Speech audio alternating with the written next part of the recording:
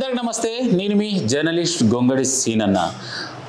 దసరా అయిపోయిందంటే చాలు దీపావళి వచ్చిందంటే చాలు యాడ చూసినా గల్లీ గల్లీ లొల్లి లొల్లి ఉంటుంది. ముఖ్యంగా చెప్పాలంటే యాదవ్ సోదరులు ప్రత్యేకంగా జరుపుకునేటువంటి పండుగ మరి సదర్ సమ్మేళనం.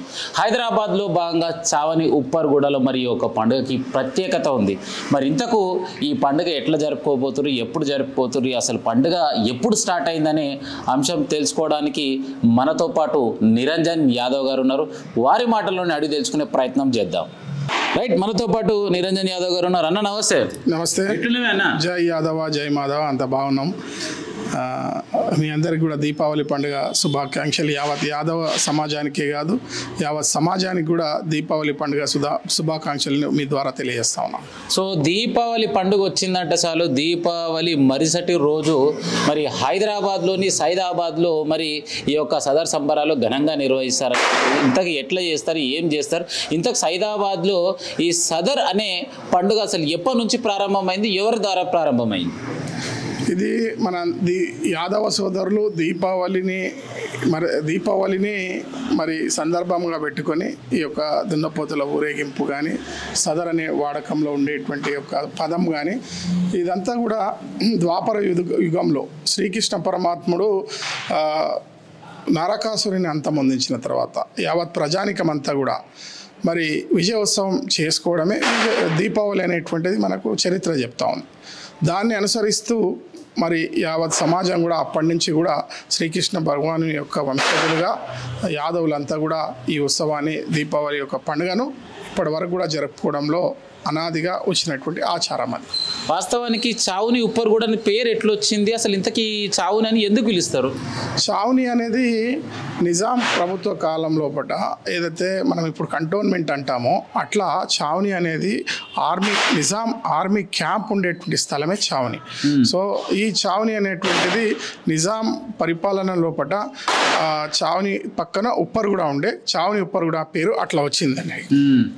వాస్తవానికి ఏదైతే సైదాబాద్లో జరుపుతున్నటువంటి మరి సదర్ సమ్మేళన కార్యక్రమానికి ముఖ్య అతిథులు ఎవరెవరు వస్తారు, ఎంతమంది వస్తారు, ఎక్కడి నుంచి వస్తారు, ఇంతకు ఎంతమంది ఆధ్వర్యంలో ఈ కార్యక్రమం ఎలా నిర్వహిస్తారు? మీరు చూసారండి, ఇప్పుడు మీరు చూసినటువంటి చిత్రపటం కూడా నిజాం ప్రభుత్వం కాలంలో ఈ యొక్క యాదవ పెద్దలు ఆనాటి కాలం నుండి కూడా ఈ యొక్క సదర్ ఉత్సవం జరుగుతుంది.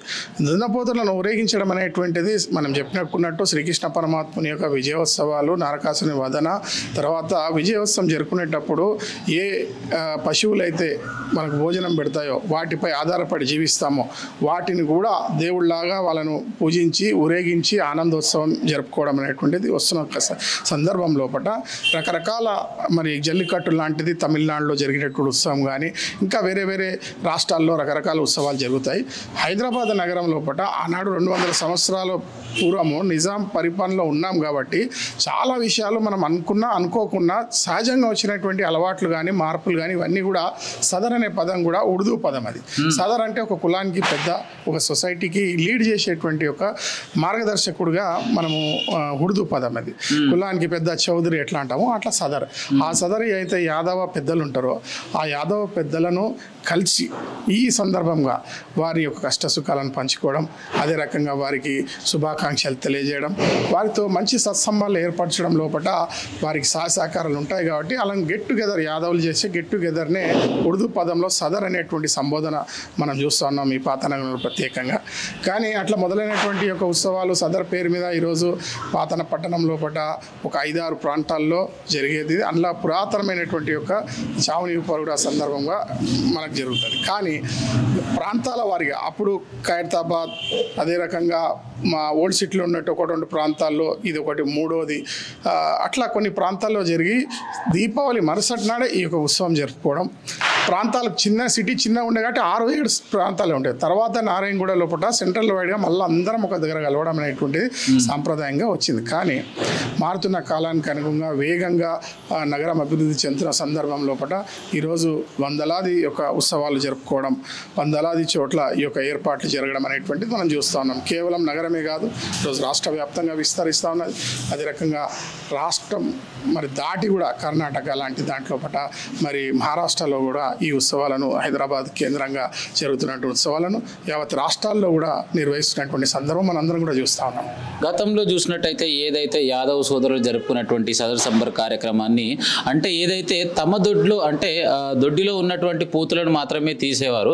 కానీ ఇప్పుడు అది కాకుండా ప్రత్యేకంగా హర్యానా నుంచి అని అటు నుంచి కొన్ని స్పెషల్గా బయట నుంచి తీసుకొచ్చేసి వాటి వాల్యూ కొన్ని కోట్ల రూపంలో అట్లా చెప్పేసి చాలా మీడియాలో తెలియజేయడం ఇది ఎంతవరకు కరెక్ట్ అంటారు?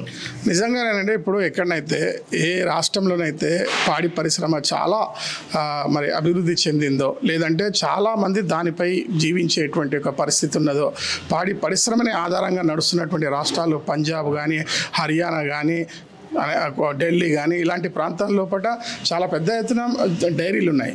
అక్కడ జీవన ఉపాధి జీవన వృత్తి ఇదే తరతరాలుగా వస్తున్న సందర్భం లోపల ఒక ఉత్పత్తిని పెంచడానికి బలిష్టంగా ఏదైతే మనం దున్నపోతులు అంటామో వాటిని బలిష్టంగా తయారు చేయడం లోపల రకరకాల ఫుడ్లు అవన్నీ పెట్టేసి బలిష్టంగా తయారు చేసి ఉత్పత్తిని పెంచే విధంగా స్పంతో పిల్లలు కూడా బలంగా పుట్టే రకంగా వాటిని తయారు చేయడం లోపల ముఖ్య ఉద్దేశం అది.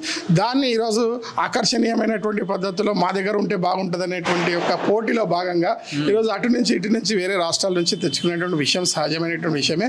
కాకపోతే మీరు అన్నట్టు ఏదైతే వాటి రకరకాల బాహుబలి అని ఇంకా రకరకాల పేర్లు ఉన్నాయో అవి నిజంగా కూడా చాలా పెద్ద బలిష్టమైనటువంటి దాని ఫుడ్ కానీ దాని యొక్క బాదాం కానీ కిస్మిస్ కానీ ఫ్రూట్స్ కానీ చాలా పెద్ద ఎత్తున ఖర్చు ఉంటుంది. కాబట్టి మీరు అన్నట్టు దాని కోట్లలో ఉండేటువంటి అవకాశం ఉన్నది. వాస్తవానికి గతంలో చూసినట్లయితే సదర్ కార్యక్రమం ఏదైతే పోతున్న అలంకరణ అంటే వాస్తవానికి ఒక పూలదండ వేసి దానికి నెమలి వాటితోటే మాత్రమే డెకరేషన్ చేసేవారు. ఇప్పుడు హైదరాబాద్లో చూసినట్టయితే ఏమైనా బంగారు గొలుసులు అంటే 2 కిలోలు కావచ్చు 3 కిలోలు కావచ్చు అలాంటి గొలుసులు వేసి మా పోతుకి ప్రతిసారి వేస్తామని చెప్పేసి చెప్పడం జరుగుతుంది. వాస్తవానికి నిజంగా బంగారమా అసలు ఏందంటావు? ఏదున్నా సరే పొట్టి అలంకరణలో భాగంగా ఇవన్నీ కూడా జరుగుతాయి. కానీ ఒకప్పుడు నేను చెప్తున్నా ఉన్నా 40 సంవత్సరాల కింద నేను కూడా 51 సంవత్సరం ఉన్నా 40 సంవత్సరాల నుంచి ఉత్సవాల్లో నేరుగా పాల్గొంటున్నా చూస్తున్నా. అప్పుడు ఉన్నటువంటి సందర్భం లోపల ఇటు శంషాబాద్ షాద్ నగర్ నుంచి నడుచుకుంటా వచ్చి కేవలం 3-4-5 మంది కుటుంబ సభ్యులతో వచ్చి సదర్ మేళాలో పాల్గొనేటువంటి పరిస్థితి. ఇబ్రాహీంపట్నం ఇటు నల్గొండ భువనగిరి నుంచి నడుచుకుంటా వచ్చి పాల్గొనేటువంటి సందర్భం చూసినాం. కానీ కొద్దిగా ఆర్థికంగా బలపడ్డ కారణంగా ఆర్థికంగా చాలామంది ఈ యొక్క యాదవ సోదరులు ఈ యొక్క వ్యాపారం రీత్యా డెవలప్ అయిన సందర్భం లోపల పెద్ద ఎత్తున పోటీన జరపాల మా యొక్క ఉత్సవం బాగుండాలి నేను తీసేటువంటిది మొత్తం ఆకర్షణగా అందరినీ ఆకట్టుకోవాలనేటువంటి ఒక సందర్భంలో అలంకరణలో రకరకాల వాళ్ళ యొక్క ప్రయత్నాలు జరుగుతూ ఉంటాయి. సో గ్రామాల్లో చూసుకున్నట్టయితే మరి ఇప్పుడు చూసినట్టయితే ఓన్లీ యాదవులకు మాత్రమే ట్రెండ్ అయింది. గతంలో చూసుకున్నట్టయితే అన్ని కులాల వారు కూడా ఈ యొక్క కార్యక్రమం చేసుకునే ఉన్నటువంటి కొన్ని టైమ్స్ అంటే ఇది ఎంతవరకు నిజం అంటారు?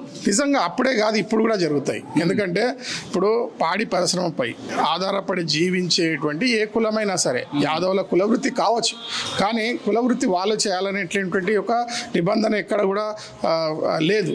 అందరూ కూడా దాంట్లో భాగస్వామ్యం కావచ్చు. కాబట్టి ఈరోజు కులమే కాదు పాత నగరం లోపల అనేక ఈరోజు డైరీస్ వలసల కారణంగా ఈరోజు ముస్లింలు కూడా ఆ యొక్క వృత్తి లోపల వచ్చింది. కాబట్టి కులాలే కాదు మతాలు కూడా ఇందులో పాల్గొనడం. అదే రకంగా పాత పట్టణం లోపల మనందరికీ తెలుసు హిందూ ముస్లింలు రకరకాల గుజరాతీలు రకరకాల యొక్క రాష్ట్రాల్లో ఉండేటువంటి యొక్క జనాలు ఉంటారు.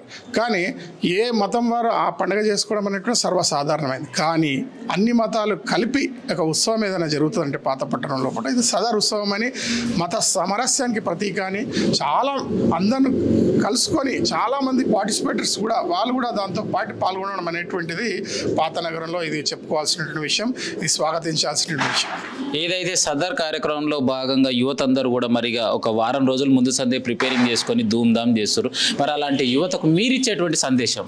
డెఫినెట్గా ఏదైతే కులవృత్తి ఉందో ఎప్పుడైతే కులవృత్తులు సమృద్ధిగా ఉంటాయో కులవృత్తులు పటిష్టంగా ఉంటాయో అప్పుడే దేశం బలంగా ఉంటుంది. ఎందుకంటే మనందరికీ తెలుసు వ్యవసాయం ఆధారిత దేశం వృత్తుల ఆధారిత దేశం యొక్క భారతదేశం. కాబట్టి ఏ దేశంలో ఏ విపత్తు వచ్చినా భారతదేశంలో ఎప్పుడు సమృద్ధి ఉంటుంది. ఎందుకంటే తమ వృత్తులను వదిలిపెట్టకుండా ఏ వృత్తి వారు వృత్తి చేస్తున్నారు కాబట్టి ఎక్కడ కూడా అందరు కలిసి ఒకదాని మీద డిపెండ్ కాని కారణంగా ఈరోజు వేరే దేశాలు చూస్తున్నాం కేవలం టూరిజం మీద బతికేటువంటి దేశాలు చాలా ఉన్నాయి. కానీ ఒక్క విపత్తు వస్తే దేశం కుప్పకూలేటువంటి పరిస్థితి మన కళ్ళ ముందు చూసాం. అది కరోనా కావచ్చు ఇంకోటి. కానీ భారతదేశంలో ఎన్ని విపత్తు వచ్చినా ఎన్ని వచ్చినా సమృద్ధిగా ఉండడం లోపల ఈ దేశంలో ఉండేటువంటి దేశం ప్రజల యొక్క మరి వాళ్ళ కుల వృత్తులు ఒక భాగం అనేటువంటి విషయం కూడా ఈ సందర్భంగా నేను చెప్పగలుగుతాను. సో ఫైనల్గా సైదాబాద్ సదర్ అంటేనే ఒక ధూమ్ ధామ్గా ఉంటుంది, హైలైట్గా ఉంటుంది. మరి ఈసారి జరగబోయేటటువంటి సదర్కి ఏ విధంగా ఏర్పాట్లు చేయబోతున్నారు? మరి వచ్చేటువంటి మరి అతిథులకు మరి ఏ విధంగా మీరు మరి రిసీవ్ చేసుకోబోతున్నారు? ఈసారి గతంలో కన్నా చాలా పెద్ద ఎత్తున ఏర్పాట్లతో యాదవ సంఘం పెద్దలందరూ కూడా దీంట్లో నిమగ్నమై ఉన్నారు. నేను కూడా సుమారుగా వారం రోజుల పాటు ఈ యొక్క అందరితో ఈ కార్యక్రమంలో నిర్వహించడం లోపల అన్ని ఏర్పాట్లు చేయడం లోపల ముందుకు వెళ్తా ఉన్నాం. పెద్ద ఎత్తున ఈ యొక్క కార్యక్రమాన్ని చేస్తాం. మీ ద్వారా నేను యాదవ మిత్రులకు అదే రకంగా ఎవరైతే తమ దున్నపోతులు తీసుకొని ఈ యొక్క సదర్కు వస్తారో వారందరికీ మీ ద్వారా విజ్ఞప్తి చేస్తూ ఉన్నాను. ఎందుకంటే ప్రతి సంవత్సరము 12 గంటల వరకు ఒక 10 సంవత్సరాల కింద ఇది తీసుకుంటే 12 గంటలకు అయిపోయేటువంటి సదర ఈరోజు 12 గంటలకు మొదలవుతుంది. కాబట్టి పిల్ల పాపలతో అనేక దూర ప్రాంతాల నుంచి ఈ కార్యక్రమాన్ని వీక్షించడానికి వచ్చేటువంటి యొక్క మరి జనాలకు ఇబ్బంది కలుగుతూ ఉంది. వారు నిరుత్సాహపడుతూ ఉన్నారు. ఇంత పెద్ద ఉత్సవం లక్షలాది రూపాయలు ఖర్చు పెట్టి మనం వస్తున్నప్పుడు అందరు చూడకుంటే దాని వాల్యూ ఉండదు. కాబట్టి మీ ద్వారా నేను తెలియజేస్తాను యాదవ సోదరులందరూ కూడా కనీసం 9 గంటల వరకు మీరు యొక్క సదర్ మేళాకు చేరుకోవాలా.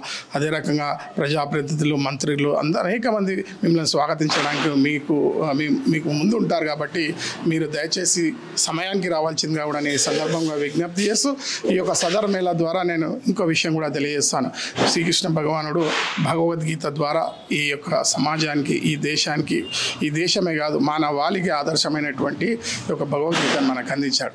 ప్రతినిత్యం యాదవుడుగా మనం 10 మందికి చదివించి అందరం కూడా జ్ఞానంతో మెలగాల, అదే రకంగా విజ్ఞతతో మెలగాల, ఎక్కడ ఏ ఇబ్బంది కలగకుండా మనం అంతా ఒకటే అనేటువంటి ఒక నినాదం ఇస్తూ సమాజానికి ఒక ఆదర్శవంతమైనటువంటి సంస్థగా, సమాజంగా అందరూ మనలను పొందేలాగా మనందరం కూడా కలిసి రావాల్సిందే ఈ సందర్భంగా మీ అందరికీ విజ్ఞప్తి చేస్తూ ఉన్నాను. ఫైనల్గా డిఎస్కే న్యూస్ ఛానల్ చూస్తున్న ప్రేక్షక దేవుళ్లకు ఏం చెప్తారు? తప్పకుండా ఈ యొక్క దీపావళి పండుగ శుభాకాంక్షలు డిఎస్కే ఛానల్ ద్వారా నేను అందరికీ కూడా శుభాకాంక్షలు తెలియజేస్తూ ఉన్నాను. అదే రకంగా ఈ యొక్క యాదవ సంఘం ఆధ్వర్యంలో జరిగేటువంటి యొక్క సదర్ మేళాకు అందరికీ స్వాగతం పలుకుతూ వేలాదిగా ఈ యొక్క ఉత్సవాన్ని విజయవంతంగా గావించడంలో శ్రీకృష్ణ పరమాత్ముడు ఏదైతే మార్గం చూపించాడో ఆ మార్గంలో నడవడం లోపల మనందరం కూడా సంసిద్ధులై ఈ యొక్క సమాజాన్ని మరింత బలోపేతం చేయడం లోపల నరేంద్ర మోడీ గారు ప్రధానమంత్రి గారు చెప్పినటువంటి సేవా హీ సంఘటన అనేటువంటి నినాదంతో ఈ దేశాన్ని పరమ వైభవ స్థితిలో నడిపించడం లోపల మీరందరూ కలిసి రావాల్సిందిగా నేను పిలుపునిస్తా ఉన్నాను. సో ఫైనల్గా హైదరాబాద్లో ఉన్న చావని ఉప్పర్గూడ సంబంధించి యాదవ సంఘం అభివృద్ధిలో భాగంగా తమ వంతు సహకారాలు బాగా అందిస్తున్నటువంటి సమాచారం ఇది ఎంతవరకు మరి కొనసాగుతుంది? లేదండి, ఇప్పుడు సమాజం లోపల మనకంటూ ఒక బాధ్యతతో మెలగాల్సినట్టు అవసరం ఉంది. ఏ వ్యక్తి అయినా సరే తమతో పాటు ఈ దేశ అభివృద్ధి లోపల అందరం కూడా భాగస్వాములు కావాల్సినట్టు అవసరం ఉంది. మీరు చెప్తా ఉన్నారు నేను పనిచేస్తాను, లేదండి, ఈ దేశంలో ఉండే అట్టడుగు వర్గాలు కూడా పనిచేస్తూ ఉన్నాయి. నేను చూసినాను చాలా విషయాల్లో, సోషల్ మీడియాలో చూస్తాను. ఆటో నడిపించేటువంటి వ్యక్తి కూడా తన ఆటో వెనకాల నేను గర్భిణీ స్త్రీలకు ఫ్రీగా తీసుకెళ్తాననేటువంటి ఒక మనం సందర్భం చూసినాం. కాళ్ళు లేనటువంటి వాళ్ళు, చేతులు లేనటువంటి వాళ్ళు ఈ సమాజం కోసం పరితపించేటువంటి వ్యక్తుల ముందు మనము ఈ చాలా తక్కువ అనేటువంటి విషయం ఈ సందర్భంగా నేను కూడా తెలియజేస్తా ఉన్నాను. దీన్ని అందరూ కూడా ఎదిగే కొద్ది ఒదుగా ఉండాలనేటువంటి ఒక విషయాన్ని అలాంటి వాళ్ళ ద్వారా మనం అనుకుంటాం మనమే గొప్ప వాళ్ళం, కానీ వాళ్ళని చూసినప్పుడు ఒకసారి కాళ్ళు లేని వాళ్ళు, చేతులు ఈ సమాజం కోసం త్రాపత్రయ వాళ్ళని చూస్తుంటే అందరం కూడా తలంచుకోవాల్సినటువంటి పరిస్థితులు ఉంటాయి. కాబట్టి మనం ఈ సమాజానికి ఏం చేసినాం అనేటువంటి విషయం మనం అనునిత్యం మనం ప్రశ్నించుకోవాలా. అదే రకంగా మీ ద్వారా మన నూతన యాదవ సంఘం కూడా వచ్చే మాసంలో ప్రారంభం చేయాలి. మీ ఇప్పుడు చెప్పినటువంటి విషయాల్లో కేవలం మాటల్లో కాకుండా చేతల్లో, ఆచరణలో జరపాలనేటువంటి ఒక సందర్భం కూడా ఆ యొక్క భవనం లోపల పూర్తిగా మరి విద్యార్థుల కోసం, అదే రకంగా ఉపాధి కోసం, ఈ చుట్టుపక్కల ఉన్నటువంటి ప్రజలకు ఒక రోల్ మోడల్గా ఈ యొక్క కేంద్ర బిందువుగా ఈ సంస్థ నడవాలా. పిల్లలను విద్యతో పాటు మంచి సంస్కారం నేర్పియాలా. అదే రకంగా a middle class, lower middle క్లాస్లో ఉన్నటువంటి ఈ యొక్క పేరెంట్స్ ఎవ్వరు కూడా కనీసం పిల్లలు ఏం చదువుతున్నారు అనేటువంటి బుక్ తీసి చదివేటి అడిగేటువంటి పరిస్థితి లేదు. కాబట్టి అలాంటి యొక్క పని కూడా మా భుజస్కంధాలను వేసుకొని 5th నుంచి 10th వరకు పిల్లలకు ట్యూషన్స్ చెప్పాలా.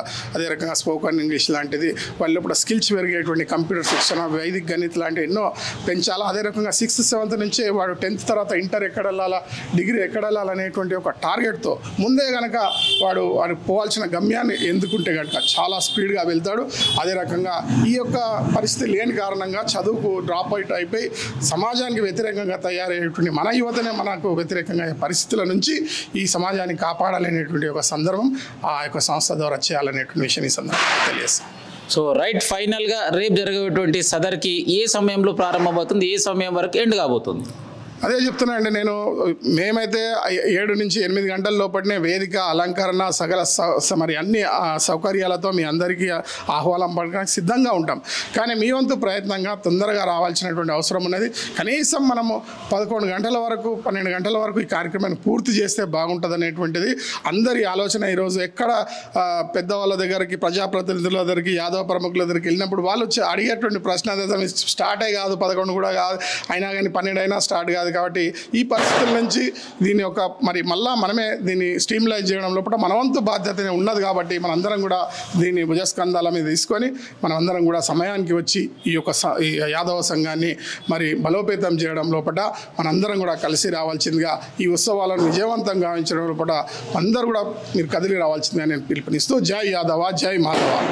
రైట్, చూసిరుగా మరి ఏది ఏమైనా సైదాబాద్లో జరిగేటువంటి సదర్ సమ్మేళనం కార్యక్రమం మరి సాయంత్రం 7:30 ప్రారంభమయ్యి రాత్రి 12 గంటల వరకు మరి ముగించుకుంటే బాగుంటుందని చెప్పేసి తన మాటలో తెలియజేశారు. ఏదేమైనా కూడా మరి సమయం అంటే ఎగ్జాక్ట్లీ 8కి స్టార్ట్ అయ్యి 12 క్లోజ్ చేసుకుంటే సూపర్గా ఉంటుంది. ఎందుకంటే పిల్లా జల్లలు అందరు కలిసి వస్తారు కాబట్టి.